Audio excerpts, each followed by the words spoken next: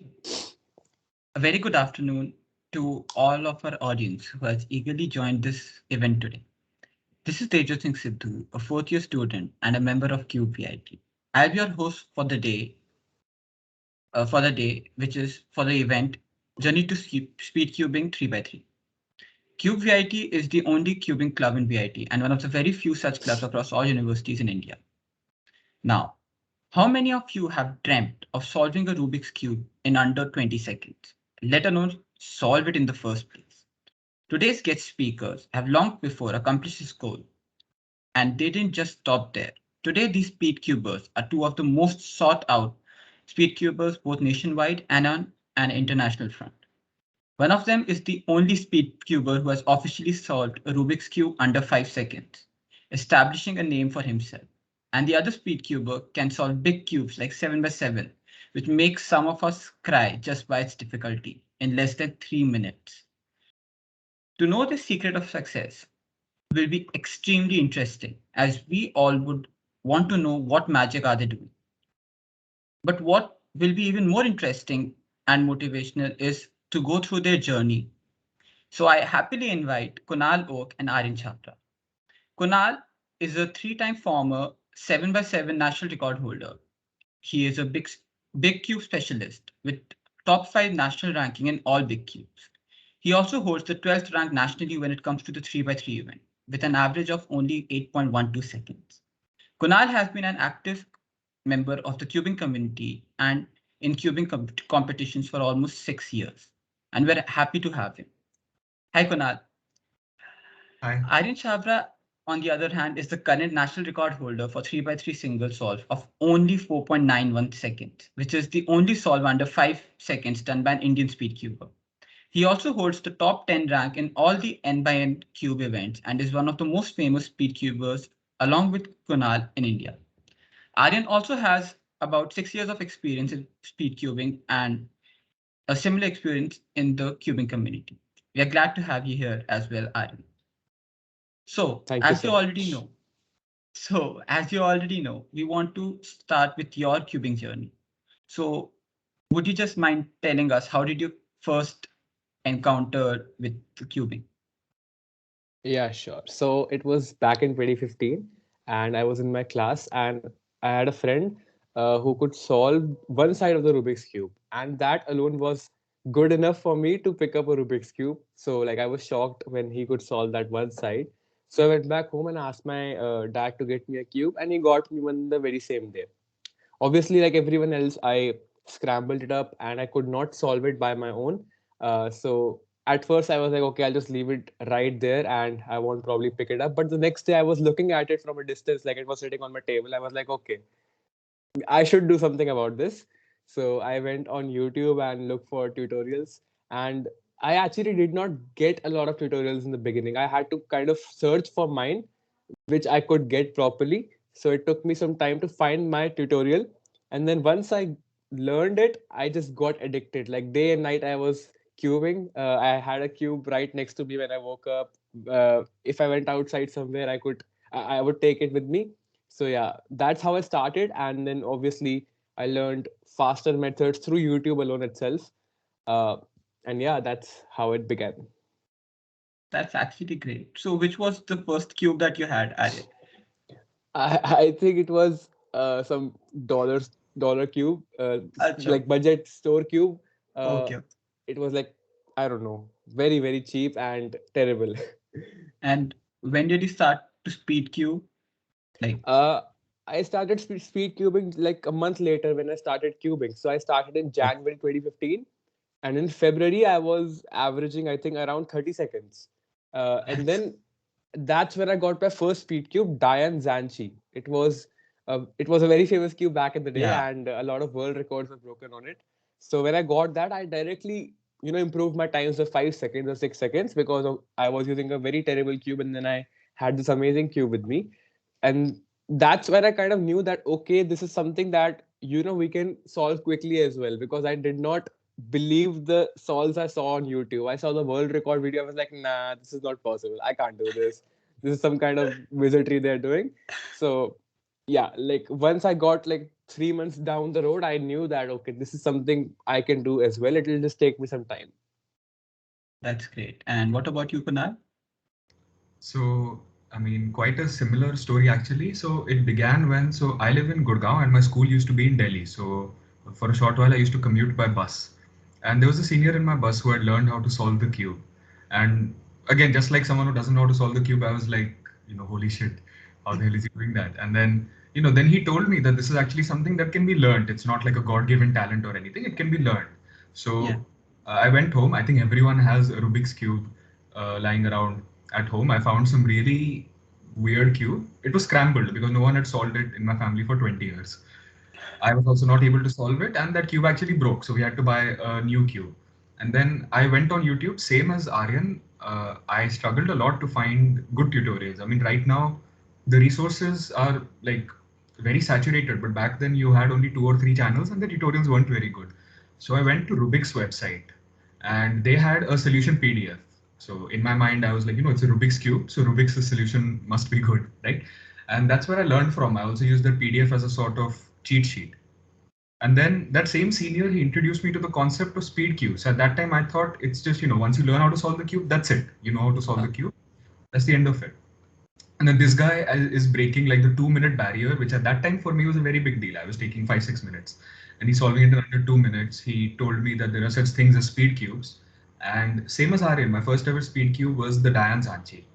And I mean, people nowadays don't realize how fortunate they are to have such good hardware. Back then, even the best speed cubes, they had problems like corner twists, pops, and Yeah. like back then for us it was a very good cube, but by modern standards they were quite terrible. So then I got a Zanchi. That senior in the bus had a Zanchi. I'm a very competitive person, so I would race him in the bus every day. And then he got less and less serious about speed cubing, so I eventually overtook him. So then I started looking for kind of the next competitive element. So then in 2015 I attended my first ever competition, which actually did not have 3 by 3. And my second ever competition had 3 by 3, and then at my very first competition with 3 by 3 I got a sub 15 average and sub 12 single, which was pretty good for me. And then since then I've just been hooked, and I tried a bunch of events, and then I finally settled on big cubes later down the line. And yeah, since then I've just been really avid about competing. That's great, Kunal. Thank you for the insight. So here on, we have prepared some questions and for some Q&A session with you guys. So we'd be glad if you would just talk us through. So Aryan and Kunal, for the both of you, as speedcubers, you guys have crossed several sub X barriers. So like sometimes it's sub 15, sub 10, and so on. So would you just mind telling us which was the hardest barrier that you've crossed ever and the one that you're most proud of? Kunal, you go first. Okay, it would have to be sub 10. I Sub think 10? yeah, it's just a very commemorative barrier. You're going from double digits to single digits. It was also the hardest for me to break in competition. Yeah. Yeah. That's Okay, and so for Aryan. me, I can't really say because sub 10, sub 9, and sub 8, all three came kind of easy for me. They were kind of quick. What I'm struggling with right now is the sub 7 barrier. That is officially. Uh, I'm not sure about 3 by 3, but for 4 by 4, I would say for like becoming sub 40 took me some time. So sub 40 for 4 by 4 was a barrier for me that I had some troubles with. So that's great. Uh, So the next question is, for some people who average around 20 to 25 seconds, it is observed that some of them lose interest in improving their speeds after some time. So is there any kind of tips or tricks or like motivation that you can give to them so that they can continue their journey? Aaron, you go first. Okay, sure. So, for example, if you're solving a cube in 20, 25 seconds, Yeah, you're at a very weird zone where you're like not very fast, but you're not that slow either, right? You're like in yeah, the middle. So, at that point, a lot of people do lose that interest because they haven't been to a competition. Anyone who asks that if I start this, will I lose interest? मतलब, छोड़ दूंगा बीच में मैं cubing. I was like, no, you won't. But you have to attend competitions. It's not because you should compete, because when you go to a competition, you meet very like-minded people, okay, and they keep you intact with the community. Yeah. So when I started cubing, I started going to competitions. I met Kunal. If I did not have Kunal today, I might not be into cubing that much, because we motivate each other to be better in cubing and other aspects of life as well. And that's how you meet different people, grow, and you grow similar interests together as well. So that is what I believe, that you should go out for a competition. Obviously not right now because COVID is in the zone, but Yeah. pre-COVID times, and hopefully when the situation gets better, we have competitions. I would suggest that go to a competition no matter what speed you're at. Okay, that's great. That's something that I'll keep in mind because I recently reached 25 seconds for my averages, and I have kind of not touched a cubes for the past 6 months. So yeah, Okay, thanks, so Aryan. that question is coming from you directly. Yeah. And any other tips, Kunal, that you'd like to give us? Yeah, I mean, the other thing I would like to say is, as Aryan said, this is kind of a strange point where you're kind of fast, but also not really world class territory. The main thing, along with competing, that is one thing I definitely agree with. My only regret is that I did not start competing earlier. I started directly around sub 50, right? So, competing more, just generally interacting with the very friendly community, having healthy rivalries like what Aryan and I have. And the other thing I would say is to watch other people who are slightly faster than you and analyze their solves. That is how you can realize what's missing from your solves. Because the thing is, if you keep improving, you're motivated, and also if you know how to improve, you're motivated to work on that. But a problem I see is just a lack of people not being able to understand why they are not able to beat a certain barrier. And I mean, Aryan and I have faced this issue because back in the day, there were very few resources, but nowadays the resources are plentiful. So just watch solves of people slightly faster than you. Try to observe kind of what is missing in your solves and then work on that. Thank you, guys. Thank you so much for this insight. The next question is kind of a controversial one. I mean, I'm pretty sure a lot of people have different opinions. So we'd like to know from the two of you, what do you prefer? What would you suggest the beginners to do when they're learning F12? So like, would you prefer them learning intuitive F12 first or directly jumping onto the algorithms? Kunal? So who's going first? Okay, Kunal. Okay, I'll go first. I definitely recommend starting out with intuitive F12 because the thing is, algorithmic F12 might be more efficient, but intuitive F12 understands how a certain solution affects the rest of the cube. That is an intuition that a lot of people will feel missing down the line if they don't develop it early on. The thing is, you've got to realize that it's not exactly, one step after the next for improvement. The things that you learn right now will affect your speed and rate of improvement in the future. And I feel starting out with intuitive F12 is definitely the way to go. Of course, some cases are very terrible, and for those you can learn algorithms, but generally speaking, the intuitive solution is already the most efficient solution. So there's no reason to, kind of rote learn algorithms. Uh, do you have any Yeah, other? I would Yeah. say Kunal is absolutely on point. A lot of people overcomplicate F12. Uh, like I've coached some students for 3x3 cubing. So whenever I saw them solve during their F12, when they would like stop the timer, I would say your F12 needs some work. The first question they ask me is that should I learn some algorithms for F12? And that is not the thing you should go for. F12 is all about, you know, intuitive F12 is all about intuition, right? You should know how to tackle cases by yourself. If you stick to some algorithms, you'll never understand what you're doing. And in cubing, particularly for cross and F12, you should know what you're doing. So if you like get used to that intuition, you'll solve much faster later on. So yeah, starting out with intuitive F12 is the way to go. Yeah, just like Kunal said, there are some cases that are somewhat difficult to tackle with. For them, you should learn algorithms, but apart from that, intuitive is the way to go. Thank you so much again. And for the next question, is there any it's kind of similar to the previous question. Is there any kind of like a advice that you would like to give to the people who are just beginning to get into speed cubing? Okay, I'll go first this time. Yeah.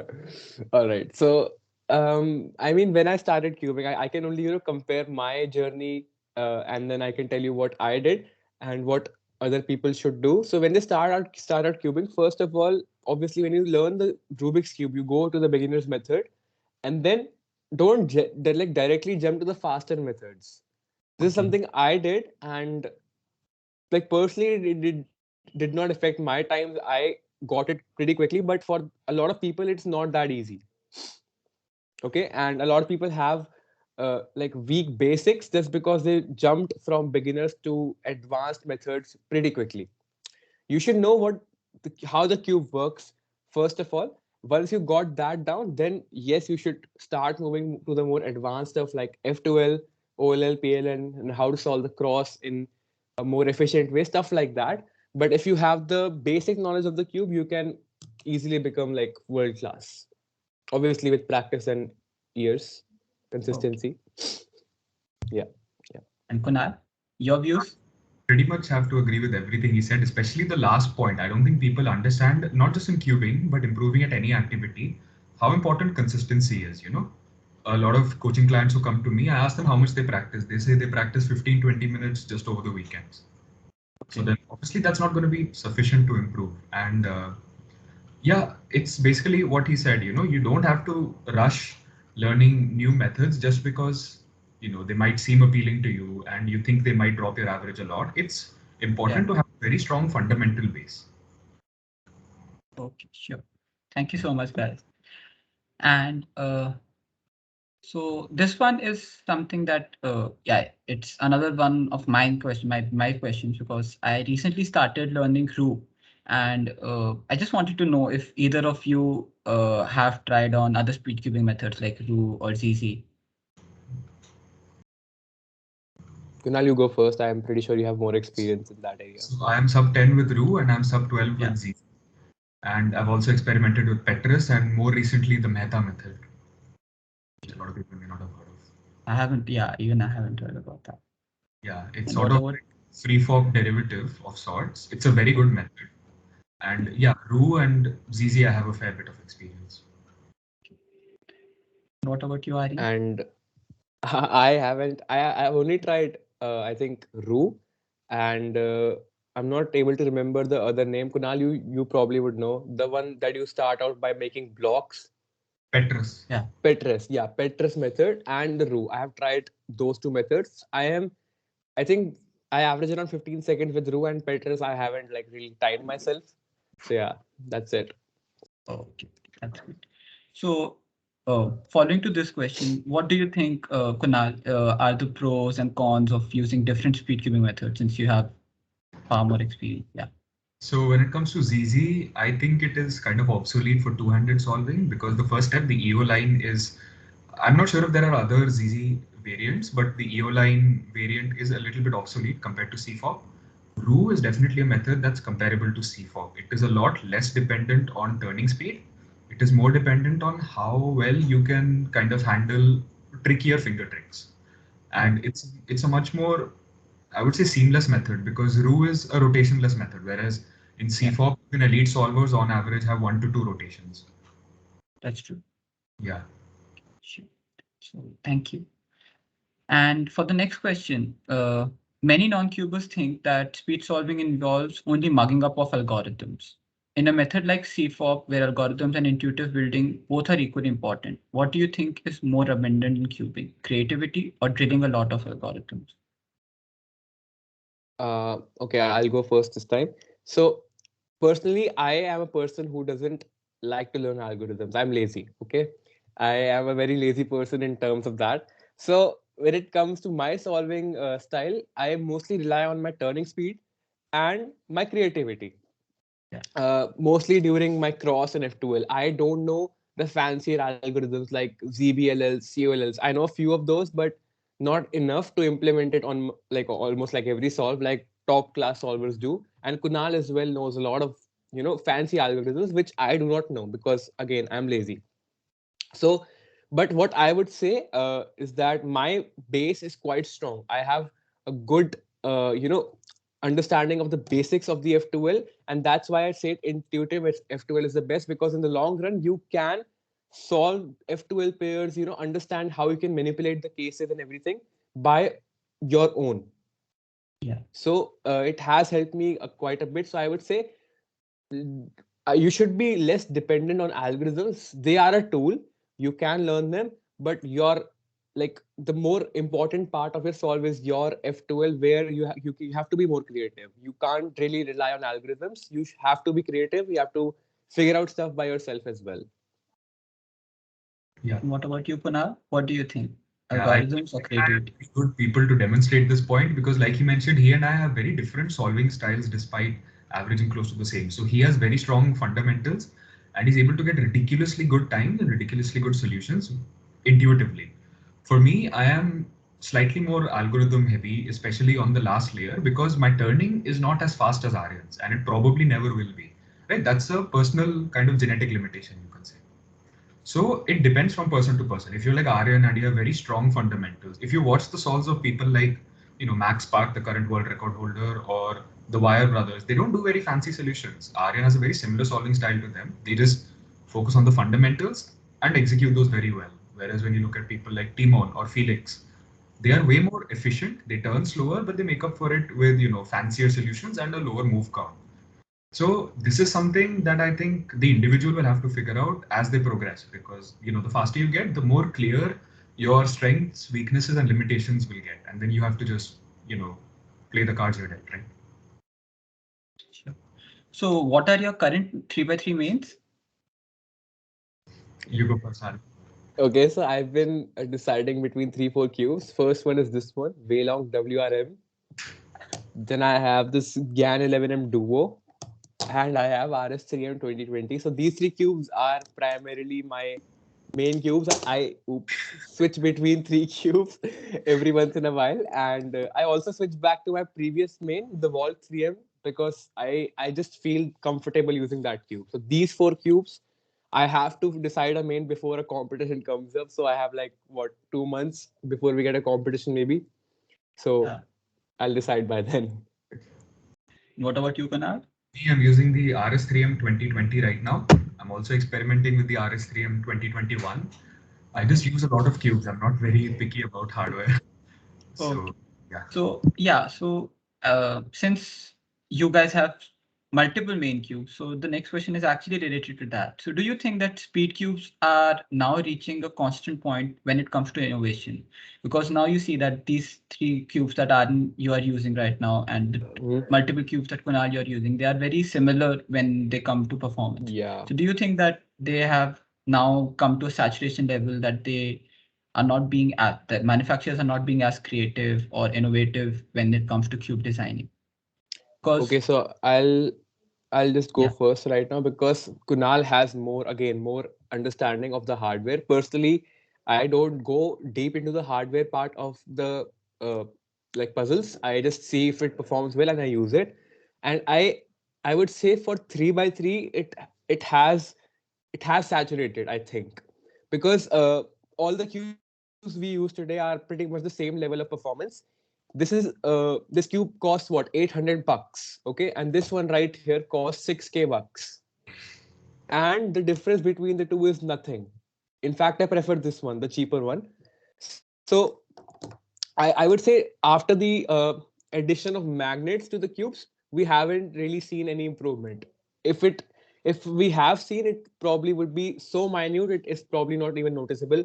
The only things that have come into the hardware is the new tensioning systems, maglev technology. Again, I don't have a very good understanding of this stuff. I just use the cube if it is performing well for me. But yeah, for bigger cubes, I would say there is a lot of scope for improvement. I don't know why companies are just launching new 3x3s every 6 months, 8 months. Uh, I think 3x3s are pretty much enough for everyone out there, for everyone's turning style and everything. They should probably produce more bigger cubes and improve on them. That's what I personally feel. yeah, okay. And what about you, Kunal? What are your So, opinions? so as Aryan mentioned, I have a lot to say about this. I mean, my opinion is that 3x3 hardware has been saturated since 2017. Since then, if you look at the base cube, there has been no improvements in a cube like this that came out in 2020 versus something like the Waylong GTS2M or the VOC-M, which Aryan mentioned is still one of his favorite cubes, one of my favorites as well.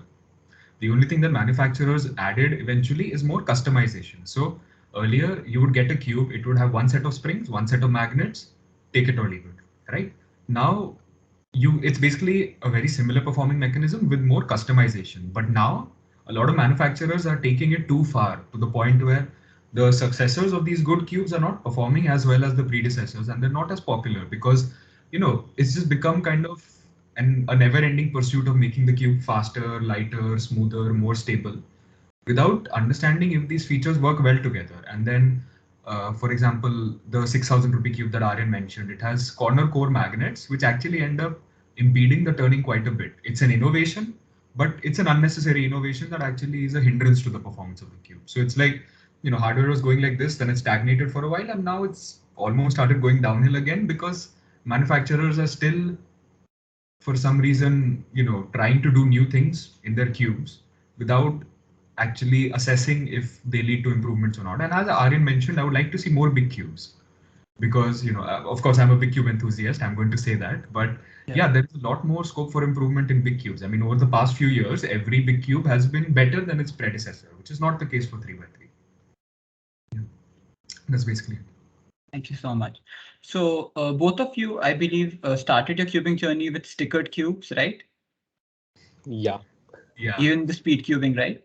So what is your opinion about the stickered versus stickerless cubes?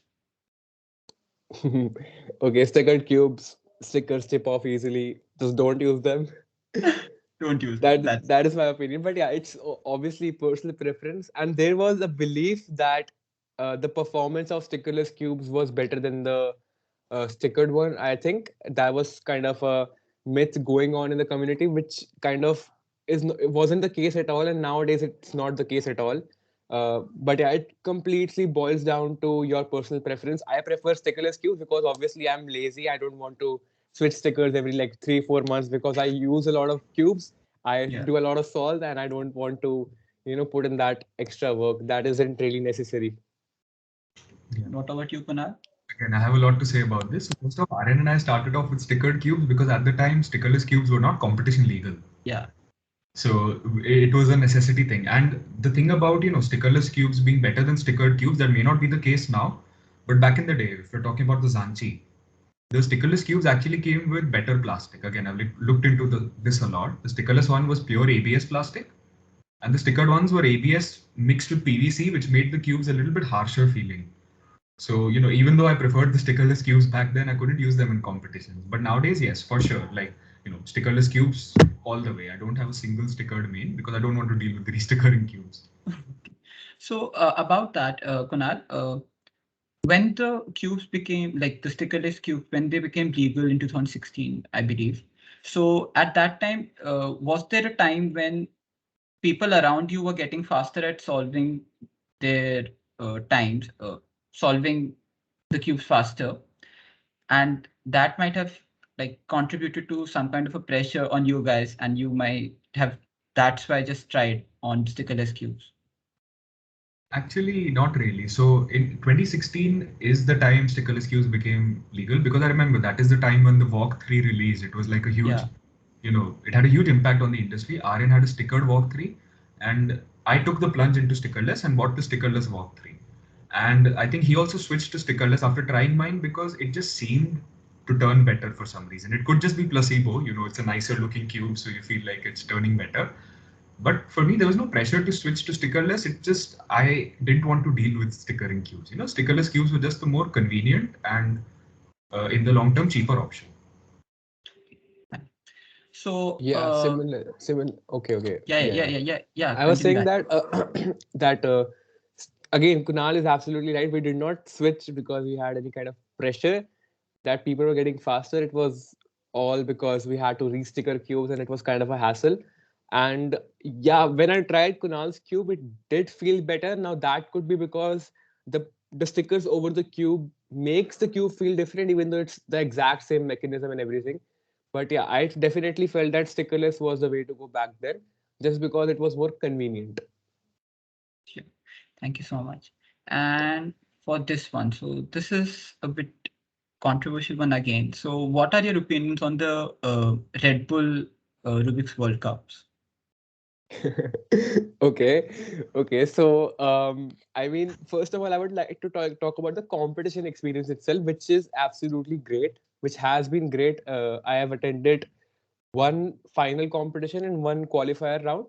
Yeah. Kunal and I've been both to the competitions, and yeah, the quality of those competitions was really good. I will not, take that down from the Red Bull World Cup. But in the beginning, when I heard that there's a like fight going on between the WCA, that is the official Yeah. body of organizing the competition and officiating the results, and I heard that this new thing might come up, and we won't really even have the competitions we were used to, and it was creating a different environment. The WCA competitions more of a friendly environment, I would say, whereas the World Cup, the Red Bull Rubik's Cube World Cup, is kind of it's not exactly friendly. I don't know what the exact word is, but it was more of a competitive and more of a professional way of speed cubing competitions, in my opinion, Yeah. which is something that the community did not prefer. And Okay. if I had to pick one, I would like hands down pick WCA because it is more friendly. It gives us variety of events to participate in. It does not have a very rigid set of rules that you have to stand while solving. In the Red Bull Yeah. competition, you have That's to stand and solve, which is uncomfortable. And we are trying to push our limits. Every single cuber is trying to push the limits of speed cubing, and that is just hindering that. So some things can be edited in the rules of the Red Bull Rubik's Cube World Cup. I'm happy that it did not become a single thing, or it did not banish WCA. They are two separate things. You can participate in both. In yeah. the beginning, it seemed like it's not going to be the case, but thank God it did not happen. So Yeah. That's true. And what about you, Kunal? What are your opinions? So my opinion is that pretty much like what Aryan said, WCA competitions generally had a more chill environment, mainly because it was cubers themselves who usually, volunteered and did most of the work, like scrambling, judging, and stuff. Whereas for Red Bull, they had professional volunteers do all of that. And the way I see it, Red Bull's format is just way more spectator focused as opposed to competitor focused. So they don't mind giving the competitors a slightly more uncomfortable format, like best of five, but of course, that kind of format is more fun for people to watch. Whereas for WCA, it is way more competitor oriented, I would say. Like again, like Aryan said, I like both of the competitions. I liked Red Bull finals when Aryan and I went there to Chennai. But if I had to pick between WCA and Red Bull, I would pick WCA any day. So, okay, so coming to the WC events again. So, would you mind telling us some of like the biggest accomplishments that you've got during your WC events? Aryan, you can go first. You have more accomplishments. not really, but okay. Um, okay, so when I started like attending competitions, I did not have a goal of setting a national record or anything. Almost like 1.5 years down the line, I knew that I am capable of getting a national record, and I did get my first national record in 2017, August of 2017. And the cool thing about my first national record is in the first round, I tied the national record that was at that time, which was 8.14 seconds, 3x3 average. And in the second round, I broke it. So I pretty much got two national records in one day, though it is counted as one. But that was probably the most badass feeling I had, because I think that was I felt kind of untouchable. I was like, okay, I am at the top of this, and I felt really good. I felt really confident in that time period.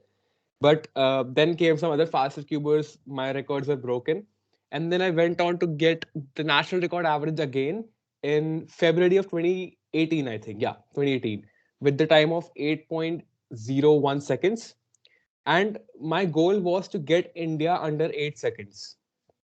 Okay. So in the last week of February, I think I got 8.01. Next week I had another competition. I broke it with 7.61 seconds. Again, my goal was completed in like a week, and now I have the goal of setting the sub 7 record. And as for the single record, the current national record 4.91, that one came pretty unexpected.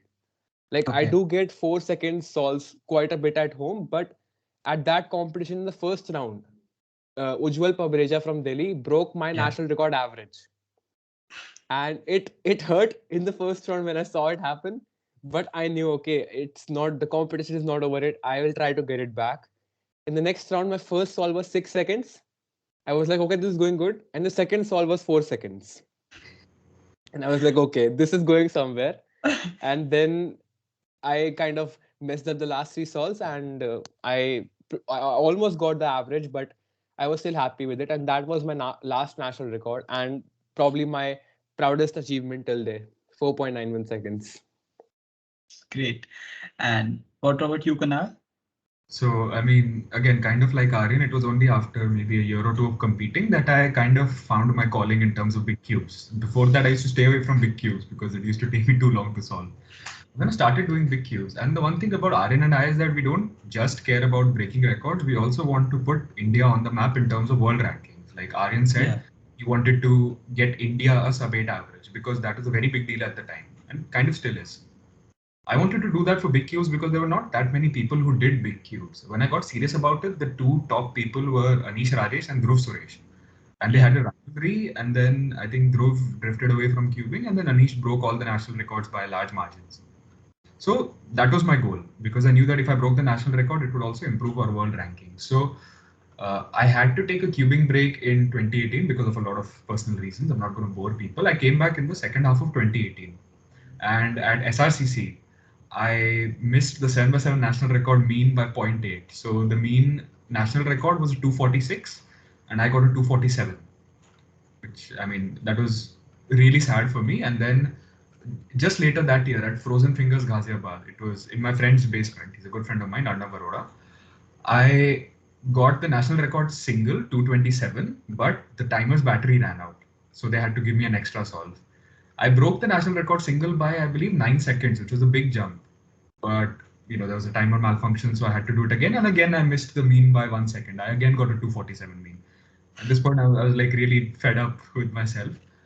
But then I started practicing. I was like, the problem was that I was averaging very close to the national record. So even if I got a little bit nervous, I was getting time slightly worse than the national record. I grinded a lot for Nationals 2019, where I was also one of the core organizers. And in the first round, which is actually on my birthday, I broke both the single and mean by pretty large margins. So I was the first ever Indian to break the 2.5 minute barrier on 7x7. And yeah, and then in the finals, I ended up breaking my own national record mean. So within one competition, I got 3 national records, and I'm currently the defending national champion as well. Aside from that, I would say my biggest accomplishment would be beating Aryan for the first time in 3x3 at a competition. So he and I had a very fierce rivalry in 2016. He would beat me at every competition, and at one competition, cubing complexity, I missed winning the competition because of a +2. And then that is also when I kind of started to drift away from 3x3. I'm like, yaar, ye meri bas ki nahi hai. And then at SNU 2017, when I started to focus on big cubes, I somehow got a really good average in finals, and I won that competition. It's still only, one out of two 3x3 wins that I have to date. It's still a very rare thing for me. So yeah, triple national record and the 3x3 win are my favorite moments. That's so great. Okay, so Kunal, you just mentioned that you were the one of the organizers for the Nationals 2019. So I would just like to know how was the experience, or how is the experience usually when you're officially like organizing an event that is affiliated to WCA? Is it a lot of work, or like how does it go about? I mean, see, first of all, I'll be very blunt. I was not one of the people doing a lot of the grunt work. Akash Rubela and Ujjwal Pabreja, they did the majority of the work for nationals. It's basically at the point, after a certain point, when you've organized enough competitions, it sort of becomes routine, right? You know exactly what you need to prepare for the competition, timers, mats, scorecards, laptops for scrambling, that kind of stuff. It becomes very routine. So for nationals, we did a lot of stuff over the top that has never been there at any nationals before this. We had our own website, we had a mosaic, we had a lot of seminars at the competition, we had a really lovely solving area if you've seen photos or footage of that. And yeah, I would say for other competitions, it's just a very routine thing for us. It's like, if a competition gets announced, we know exactly what needs to be done and we do the work. But nationals was different because we implemented a lot of new things. We also had several games for the audience over there. So we tried to make it a very complete experience, and that was really fun to be a part of. That's great. Thank you so much, Kunal. So We can have like an audience session for some time. So the audience, do you have any questions for our guests over here? You can just write it in the chat. And in the meantime, what we can do is we can have like a rapid fire thing that we've prepared for you guys. So the rules are very simple. I'll give you some questions and you just have to give an answer within 3 seconds. Speed Okay. cubers, that's not a lot. So just give it your best. Okay. So for the two of you, who do you prefer, Felix or Max? Felix. Max. Okay. Moyu, Gan or Chi? Moyu. T. FMC versus BLD? BLD. BLD. Okay. VPerm or GPerms? G-perms. G. Favorite YouTuber? J-perm. Chapra. Sorry, Kunal, I couldn't get you. Aryan Chapra. Oh my god, really? Okay. And favorite non-N by N WCA puzzle? Megaminx. Megaminx. Both of you. I thought. Yeah. So OL skips or PLL skips? PLL. OLL skips. OL skips. Why? Because they're way more. Okay. One WCA rule that you'd like to knock off? I don't know. Uh, Electronic items during inspection leads to a DNF. yeah, I've actually gone through that one. Almost. Yeah, one of our national records in Big Cubes got invalidated because of that. A world record got invalidated because of that. So it's Yeah. That one. That's true. Yeah. Favorite non-WCA puzzle? Mirror cube. 8x8. That's a nice answer. Okay, Ru versus Easy. Room. Both of you. Okay, that's great. We have one question for Kunal. So you've been getting insanely fast at big cubes. What are some of your goals when you return to the comps? 5x5 and 6x6 Asian record. Okay, that's great. And I hope that you do get them soon. And Aryan, you tell us, like, apart from 3x3, what else do you want to achieve in WCA events? I want to get the 4x4 national records. I've started practicing a little seriously, though I have exams coming up, so that's gonna stop again. But after that, I'll be grinding my 3x3, 4x4 for the national records, both single and average. 4x4 is a little far fetched right now, but I'm kind of close. If I practice and do perform well in a competition, I can get that one as well. So 3x3, 4x4 are my kind of priority events, but I feel that I have some potential in OH as well. I don't really Okay. practice OH and I still get like 13, 14s. So if I practice, I mean, again, it's very far fetched, but that is something that I probably can get. Okay. So another question from Ashish itself. Which event are you guys the closest to each other at? 3x3. I would say maybe 4x4 because both of us are kind of collectively grinding for national record. It's like, Yeah. Okay. And do we have any other questions?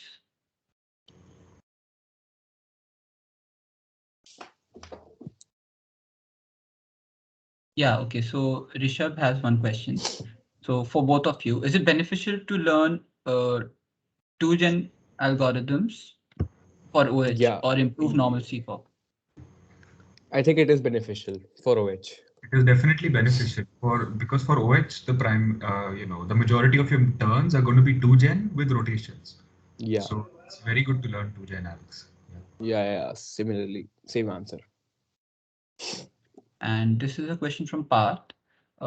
He says that there are a lot of resources nowadays, which is also a kind of setback now.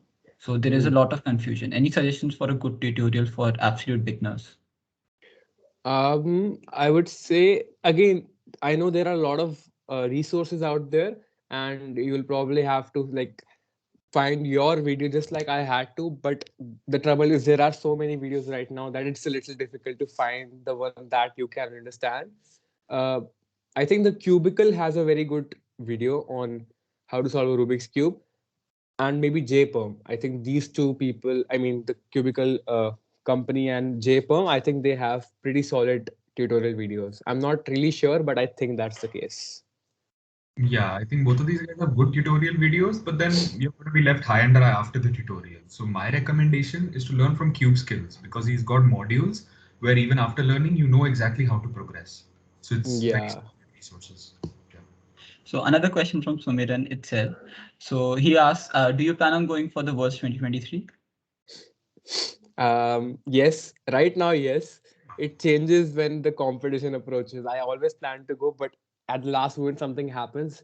But this one, I'm really hoping that I can go, and I will practice really, really hard for it. Yeah, I mean, What same. about I'm you, Kunal? practicing, assuming that I'm going to World, but I can't say for sure whether I'll be there or not right now. Okay. Yeah, it's kind of hard to say right now. It's a Yeah. little unpredictable. Okay. So this is a question from Sarvesh. Is the pinky mandatory for OH finger tricks? I don't think so. You can use whatever fingers you want to for OH. I mean, I know a lot of people who do uh, ring for your right moves, and whatever suits you the best, that's what you should go for, not necessarily pinky. Okay. Yeah, just a fun fact. Max Park, the world record holder, uses ring. So it's definitely not mandatory to use pinky. It's Yeah. recommended for most people because it gives a slightly more comfortable stance. But for a lot of people, their pinkies are just way too weak. So it's about Yeah. experience. You can If obviously you're get. if you're planning to use your pinky moves, you will take some time to get it, down. But Yeah. you have to find your own finger tricks. If you prefer pinky, go for it. If you prefer ring, go for it. Yeah. So Aryan, just one question from mine. So you think that it's better if we do one it solves on using the left hand? Can you ask the question again? I had So some do you think disruption. it's preferable to do the OH solves using your left hand because of the algorithms, R, UF, and all the moves? Um, yes, I mean there are PLLs you can learn for right if you're using right hand. But yeah, if you know the algorithms from the CFOP, most of them are going to be using, but done by using your left hand. So it would be better if you start out with your left hand. But again, it's completely your preference. You can use the right hand. I think the current national record single holder Arnav Arora uses the right hand. Yeah. So there is no set of rules here. You can experiment and decide for yourself. Okay, sure. So a question from Grant. Can we be sub 15 without using full OLLs? Yes. I mean, We here's can. the thing. If Aryan and I did not use full OLL, we would still be sub 9. So you can absolutely be sub 15, right? It's, Okay. Yeah. yeah, it's not Again, recommended. I will say this again and again. The more you focus on your cross and F12, the better it is, because algorithms you can learn. And yes, you should learn your OLLs and PLLs earlier, because you're gonna be using them anyway for the long run, right? Yeah. So better why not learn them when you can right now. But if you don't want to learn them, you should mostly focus on your F12 and cross. Okay, sure. Uh, so any other questions, the audience? Wait.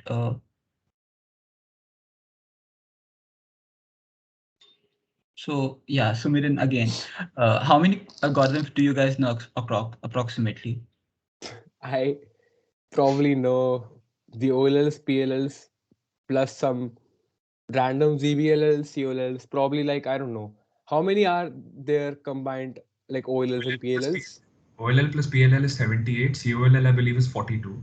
So Okay. that's a lot So already. I probably know like 100. That's actually a lot of You might number. be more in the 500 range because I know a lot of ZPLL, VLS, WB, and those subsets. I I'm think you, lazy. there is one question about Sumiran's. Sorry, I can get you for now. I think there's one question above Sumiran's also, which you missed. Which one? Yeah, sorry, I skipped this Chaitanya. Sorry. So can you give some tips to keep their averages in limited range rather than varying from 12 to 18 seconds? Okay.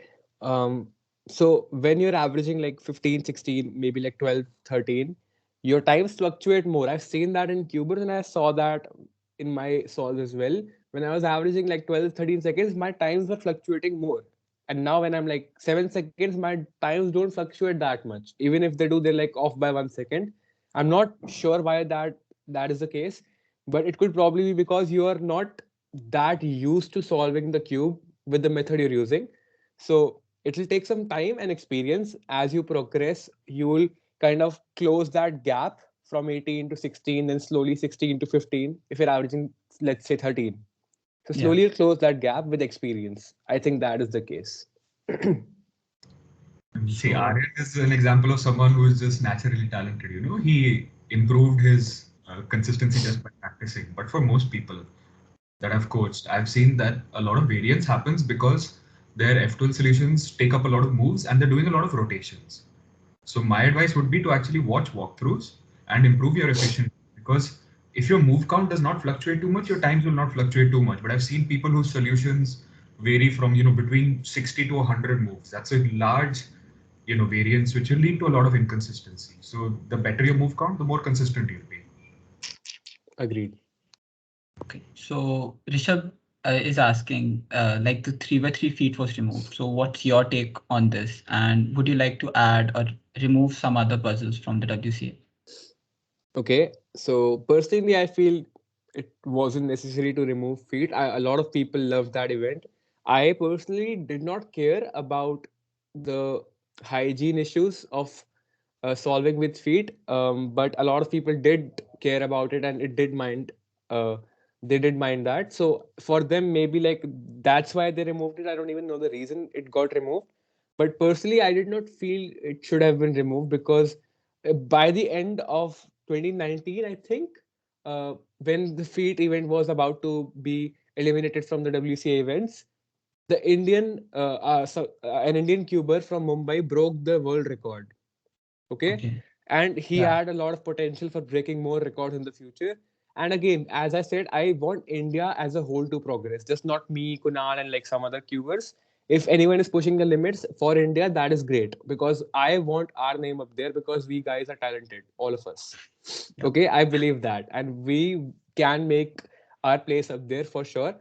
But since an Indian got a world record, it was at the very last moment. Thank God, at least we have one world record for the entirety of the Cubing. Yeah. cubing, whenever cubing, uh, like whenever cubing lasts. So Yeah. I personally feel it was kind of unfair to those people who were getting faster, who loved that event, and they removed it. And if I had to pick one event to get removed from the WCA event list, I don't want any event to be removed, because I know some people are good at some events and they are pretty attached to it. And if you say, like, obviously 3x3 is the most important event, it is the main cube. And if you like tell me today that okay, WCA is going to remove that because let's say the world records are getting saturated, we are not getting more records or anything, hypothetically, it would break my heart. Even if we are not breaking records, it is something that I love to compete in, I love to practice, and it would take away that passion from me to practice daily and do better at that event. So even if I had to take one event, I would say clock, but ultimately I don't really want any event to be removed from the WCA event list. Head up the clock. Just by the way. I'm sorry, clock solvers, if they are in the chat.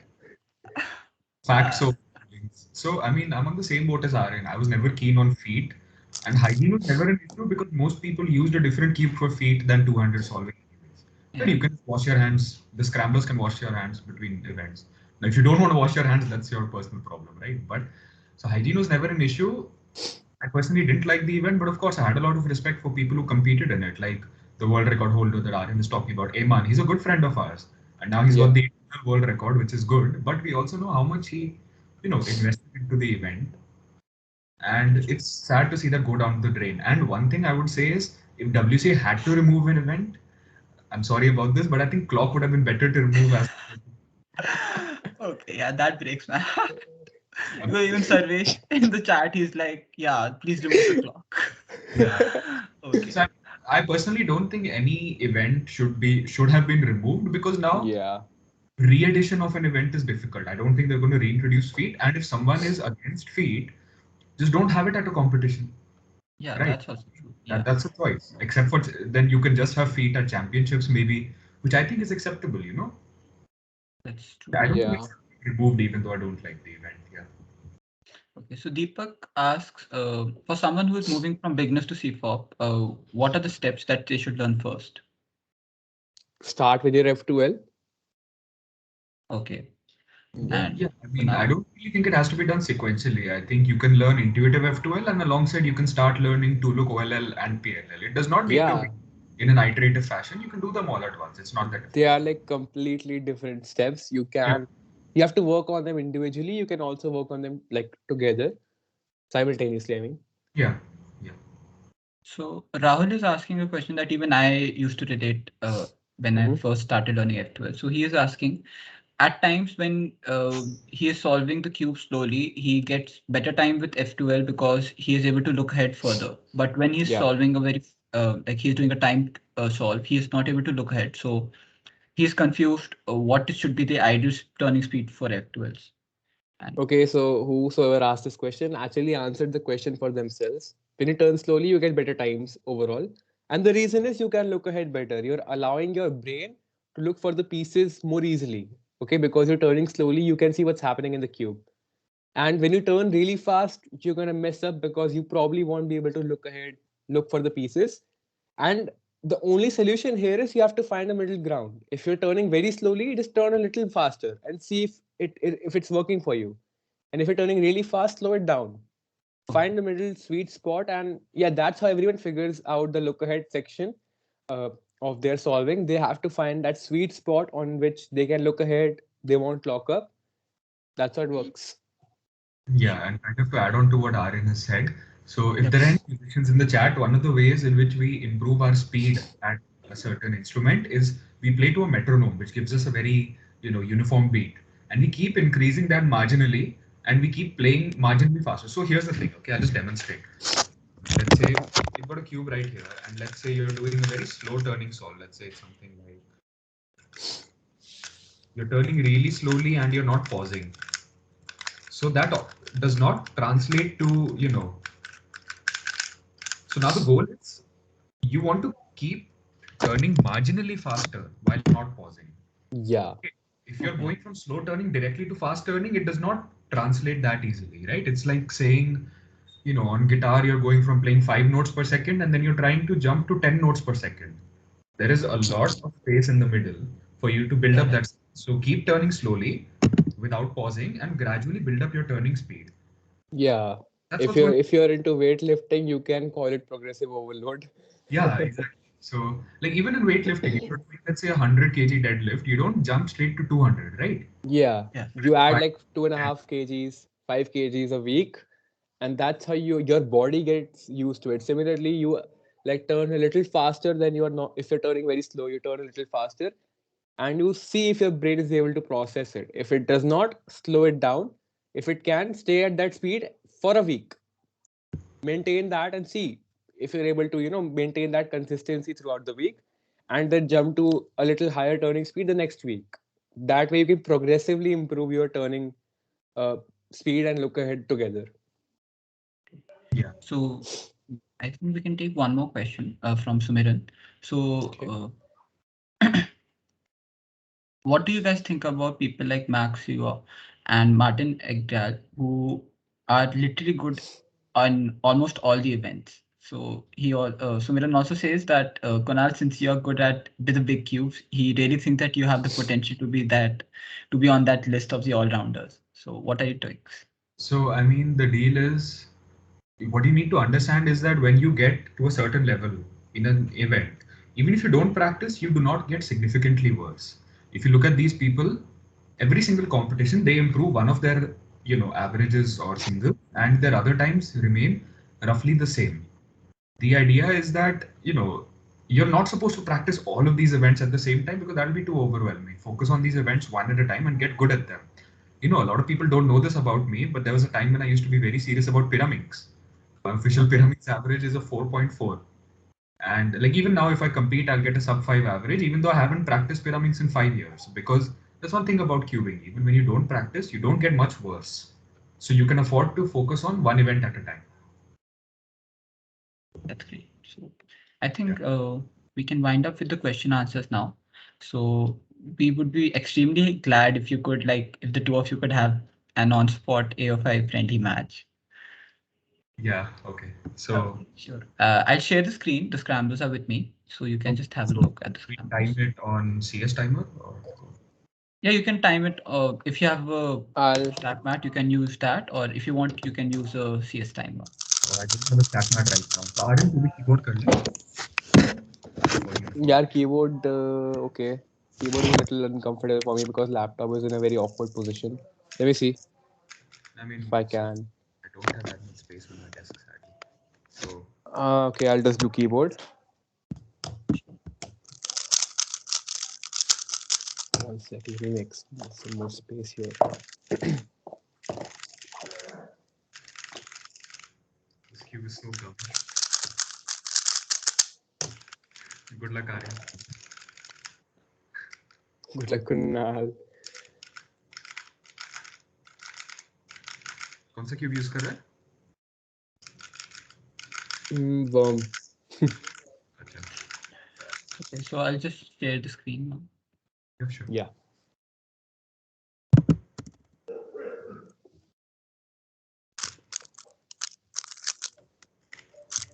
Yeah. So Okay. Correct? Yeah, I think mine is correct. Yeah. I'm mine sorry, is just also- 1 second. Both of you are using your CS timer, right? If I'm not wrong. Yeah. So it's possible for both Yeah. of you to track your AO5. Yeah. Okay, great. Fine. Yeah. Go ahead. Yeah. okay. Okay, we can start anytime, right? Yeah. Okay.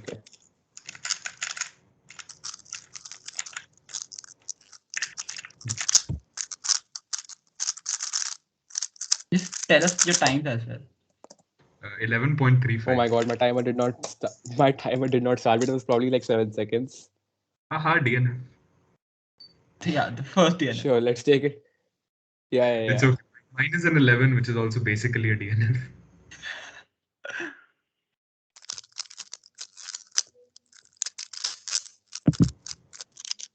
Okay.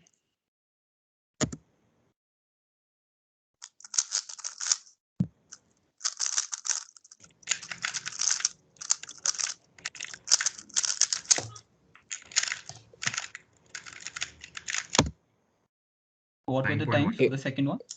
807. Okay.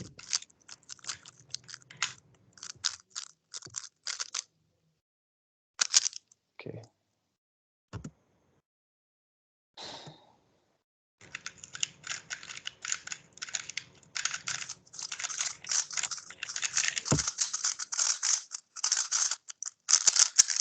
$6.29.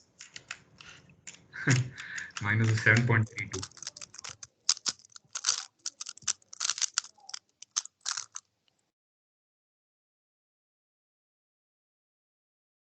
Hmm.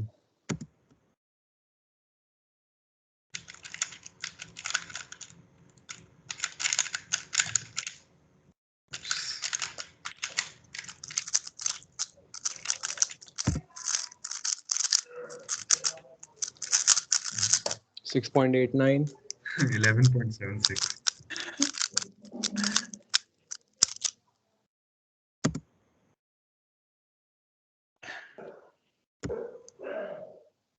Okay.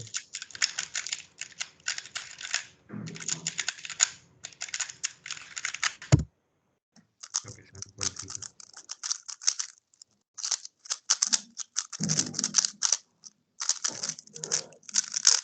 7.97.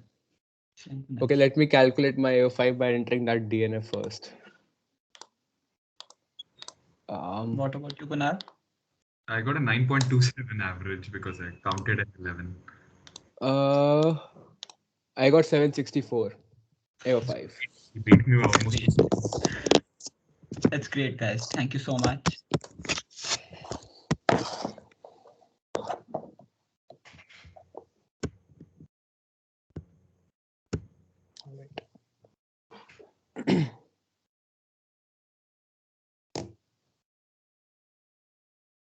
So we have some comments on our chat. Rishabh says that, yeah, the fact that the 3x3 averages are the same as our 2x2 averages, that's actually so true. And yeah, they were amazing as always. Like, it's always a treat to the eyes when we watch you guys solve the cubes like that. Thanks a lot. And, Thank you so much for having us. And I think, yeah, I think we can wind up now. So thank you guys for joining us. Thank you guys for having us here. And Thank you so much for having we're you guys. It was talking about so informative. Like so many good questions, like so many good answers. Like and it was just more than a Q&A. It was like there was a very good sense of like discussion that was going on. It was really good to understand your point of view, and of course we got to see your solve. So that's again a big plus for this event. So once again, thank you so much for coming, giving your time and joining this event. We really appreciate, and I'm sure all of the cubers, like they had so many questions, they really got satisfied with whatever answers they got. I'm sure they'll again take a step and get into cubing. So thank you so much, guys. Have a wonderful day. Thank you so much. Hope you guys had a good time here and learned something new. We And really yeah, did. Yeah. we really did. Thank you so much great. for Thank you so joining much, us. guys. Have a good day, everyone. Have a great day. Yeah, you guys too. Thank you. Bye bye. Thank Bye you. bye. Okay. One like